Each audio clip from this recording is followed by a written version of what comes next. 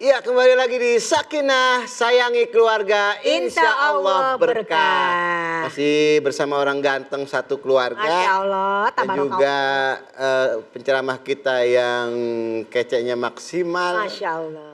Maksimal ya, Mi. Maksimal ya, udah begini ya. Umi, tadi kita udah dengar pembahasan Umi mengenai peranan suami. Selain suami sebagai pencari nafkah buat keluarga, juga sebagai pembimbing dan mengayomi keluarga. Betul. Banyak banget ya, Mi, yang bisa dibahas dari ini. Belum hak dan kewajibannya yang benar-benar sebagai peranan seorang suami terhadap keluarga, ya, Mi. Sebenarnya kalau kita ngomongin hak dan kewajiban suami istri atau seorang suami wabil khusus, pemirsa yang dirahmati Allah, itu jelas. Hak seorang suami adalah mendapatkan pelayanan dari seorang istri, walaupun istri bukan pelayan, tapi di sini adalah kerjasama dalam rumah tangga. Dan kewajiban seorang suami adalah dalam surat Al-Baqarah dinyatakan apa? Bagi seorang suami wajib memberikan rizquhunna wa kiswatuhunna bil ma'ruf. Memberikan yang namanya belanja pakaian, belanja makanan, dan semuanya bagi dalam isi rumahnya tadi. Jadi yang tadi ditanyain tadi tuh, gimana kalau kita ngasih emak kita tanpa pengetahuan istri. Ya itu dinyatakan boleh-boleh saja tanpa pengetahuan istri selama si istri memang sudah dipenuhi segala-galanya. Karena ada hadis dari Ibnu Mas'ud. Apa hadisnya? Ketika Ibnu Mas'ud bertanya kepada Rasulullah, ya Rasulullah, ini aku punya duit segini, aku kasih siapa? Yang pertama, berikanlah istrimu. Ya Rasulullah, kalau masih ada lebih, berikan anakmu. Kalau masih lebih, berikan ibumu. Gitu, jadi anak bininya dulu. Terpenuhi semuanya, baru ke orang tua. Masih ada lagi, berikanlah kepada khodimatmu, pelayan kita. Di rumah, asisten rumah tangga kita. Karena kan dia ngatur rumah. Masih ada lagi ya Rasulullah, kau lebih tahu mana akan kau berikan. Di situ termasuk ke ipar, ponakan dan sebagainya. Jadi emang ada urutannya seperti itu. Ini kan kadang-kadang kita sebagai suami, ini saya nih, Mi, ya. Saya sebagai suami, anak ngeluh, istri ngeluh, saudara-saudara ngeluh, keluarga ngeluh. Nah, suami ini kan jadi peranan penting di sini. Ngeluhnya sama siapa gitu loh, Mi? My God. Boleh nggak sih, Mi, suami ngeluh gitu, Mi, ke keluarga, boleh nggak sih sebenarnya? Dan juga kalau ngeluh pun sama siapa, yang tepatnya sama siapa? Apa sama istri, apa sama anak? Nggak tahu gitu kan. Saking capeknya, Umi gak manggut-manggut lagi. Bukan apa-apa, masa seperti ini masih bisa ngeluh. Lapan udah ngajinya PKK, pengajian kesana kesini masih ngeluh-ngeluh aja. Baiklah, Umi jawab saja ya. Iya. Sabar. Ini ujian. Innallaha ma'as-sabirin. Iya. Pemirsa Sakinah dirahmati Allah, boleh nggak sih seorang suami, artinya boleh nggak ngeluh, dan kepada siapa dia harus mengeluh?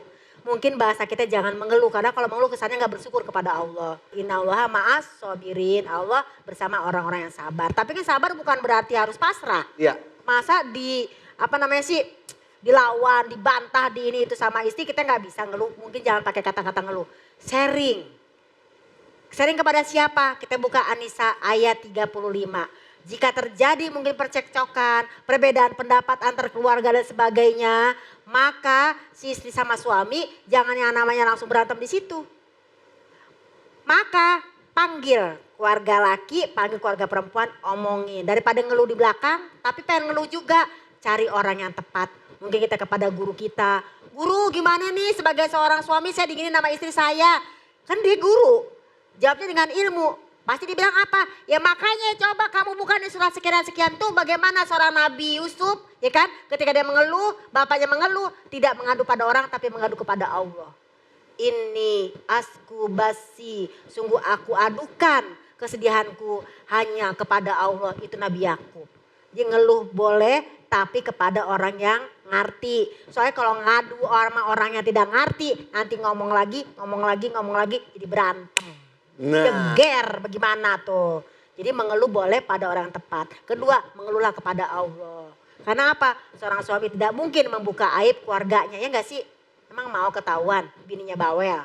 Mau enggak? Enggak, jangan. Bilang sama orang, bininya kalem. Bawelnya sama suami doang, sama orang kalem gitu. Istri harus mendapatkan nafkah lahir dan batin. Tapi dikurang-kurangin sama lakinya, maka dia zolim. Begitu juga sebaliknya. Suami harusnya kan yang namanya pulang, disediain namanya air segala macem. Itu kalau kita nggak sediain, kalau suami nggak redo, kita juga jadi istri zolim. Sama anak juga zolim, nggak bayarin SPP, nggak bayarin yang namanya sekolah aja itu juga zolim padahal kita punya duit. Ganjarannya adalah apa? Surat Al-Baqarah 270. Maka Allah tidak akan menolong orang-orang yang zolim. Allah tidak akan menolong orang-orang yang zolim. Artinya apa? Orang kalau zolim gak bakalan dapat pertolongan Allah. Mau gak ditolongin? Ngeri Mi. Kita minta tolong sama saudara aja, saudara gak nolong kita sakit hati. Sakit hati, sakit gigi, semuanya udah Mi. Sakit segala macem ya. Iya. Kadang-kadang emang seorang Apalagi Allah nggak noleh ke kita. gak noleh, gak nolong. Dua tuh. Bagaimana? Gitu pemirsa ya. Mudah-mudahan kita berkeluh kesah kepada Allah dan juga oleh orang lain yang memang berilmu. Dan menjadi suami yang baik adalah suami yang tahu perannya di dalam keluarga. Jangan sampai jadi seseorang yang gadir. Suami nggak tahu diri. Sehingga jadi zolim, maka Allah tidak akan menolong kita. Nauzubillahi min Jali. ya. Tapi begini Mi, itu kan suami yang zolim gitu terhadap keluarga. Tapi bagaimana Mi kalau ada suami yang baik sama keluarga tapi namanya Pak Zolim, itu bagaimana itu? Nah itu salah nama. Berikanlah nama kepada anakmu dengan nama yang bagus. Jangan sembarangan kasih nama zolim, jadinya zolim jadinya. Kadang-kadang orang singkatan. Kan saya cuma nanya. Nama lakinya Jaja, nama bininya Titin, disingkat Justin. Jaja sama Titin, dari Bogor, Cibeber. Jaja, Sama Titin, istrinya Titin, Justin. Dari Cibeber, Justin Bieber. Nah itu boleh, nah ini namanya zolim, gimana sih? Iya Umi, ya Allah dari nama aja dari suami sebagai pimpinan keluarga harus bagus nama-namanya ini ya. Ya pastinya sangat pengaruh soalnya Mi. Pengaruh dalam kehidupan, Iya, jangan iya, sembarangan. iya. Ya sebenarnya banyak yang pengen Umi sampaikan lagi pemirsa yang ada di rumah. Dan nanti Umi siap-siap. Apa tuh? Nih pemirsa pasti ada yang nggak puas. Iya pasti nanya, ya. Pasti nanya, pasti berikan solusi lagi Umi disuruh. Siap-siap. Mudah-mudahan dibantuin sama Yadi. Yadi kan bukan pemikir, Oh, Umi. bacain. Oh Yadi yang bacain, tenang ada aja nih. nanya-nanya. Yadi bacain semuanya. Pemirsa, curcol dong Cin. Curcol apa, Cin? Aduh. Nanti setelah yang satu nih tetap di Sakinah. Sayangi keluarga, insya Allah berkah.